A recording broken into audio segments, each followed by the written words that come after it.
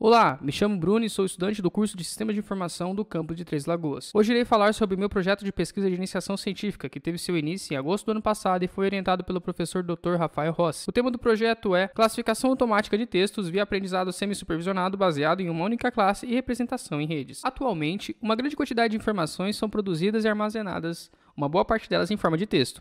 Essa grande quantidade de texto pode conter informações relevantes e valiosas, tanto para o meio acadêmico, tanto para o mundo empresarial. Uma maneira de extrair conhecimentos é utilizando a classificação automática de textos. Geralmente, para isso, é utilizado o aprendizado supervisionado multiclasse, porém ele tem algumas desvantagens. A primeira desvantagem é a necessidade de uma grande quantidade de exemplos rotulados. Já a segunda desvantagem que irei citar é a necessidade de conhecer todas as classes. Para ficar mais claro, eu irei ilustrar tal situação. De início, vocês podem ver essa imagem, que representa um cenário onde o usuário conhece e rotula todas as classes do problema, que seria a situação ideal para a utilização do aprendizado multiclasse.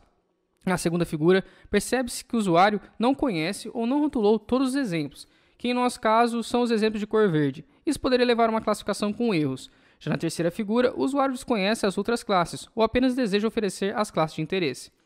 O aprendizado baseado em uma única classe poderia sanar o último problema que eu citei.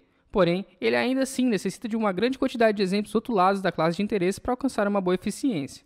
Uma das soluções para esse problema é a utilização de algoritmos de Positive and Unlabeled Learning, que a partir de agora eu chamarei de pool. O pool geralmente é composto por duas etapas: o aumento do número de exemplos positivos ou inferir exemplos negativos e a aplicação de um processo de classificação transdutiva.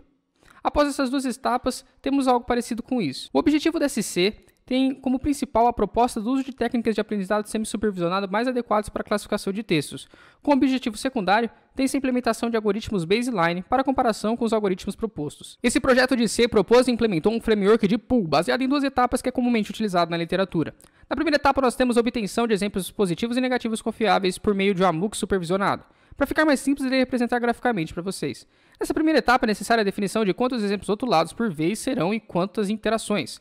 Nesse exemplo, eu defini 3 documentos por vez e 2 interações. Na execução de nossos experimentos, nós fizemos com 1, 5 e 10 documentos por vez. É importante ressaltar que na literatura, para essa etapa é pegada a utilização de classificadores ROC e Naive-Bayes. No entanto, em projetos anteriores executados pelo ex-aluno Marcos Golo e pelo professor Rafael, os algoritmos KNN, K-MENS e MBHN apresentaram melhores resultados. Então, vamos para a execução dessa primeira etapa. Primeiro, o algoritmo de AMUC é aplicado considerando os exemplos rotulados da classe de interesse, que nesse exemplo serão as bolinhas azuis. Posteriormente, são gerados scores dos exemplos não rotulados. Ranqueia-se os X exemplos, que no nosso caso o X tem o valor 3, exemplos mais confiantes, e estes são adicionados no conjunto de treinamento como exemplos positivos. Então, repetimos o mesmo processo 2 vezes, que nesse caso foi o número de iterações que nós definimos. Classificamos os exemplos não rotulados restantes e selecionamos os X vezes Y, que no nosso caso seriam 3 vezes 2 exemplos com menor score, como exemplos negativos. E vamos para a etapa 2. A etapa 2 é a etapa de aprendizado semi-supervisionado transdutivo, considerando os exemplos positivos e negativos obtidos na etapa anterior e os exemplos não rotulados restantes. É importante ressaltar que na literatura, para essa etapa, é pregada a utilização dos classificadores de Expectation Maximization e Transductive Support Vector Machine. Entretanto, na literatura, aponta o uso de algoritmos baseados em redes, como o Transductive Classificate Based e Bipartite Heterogeneous Network, o TCBHN, como mais acurados na classificação transdutiva de texto. Aqui está a coleção de textos que utilizamos para a execução dos experimentos. Utilizamos a Bag of Words para representações dos termos e também técnicas de pré-processamento. Infelizmente não poderia detalhá-las, porque não temos muito tempo.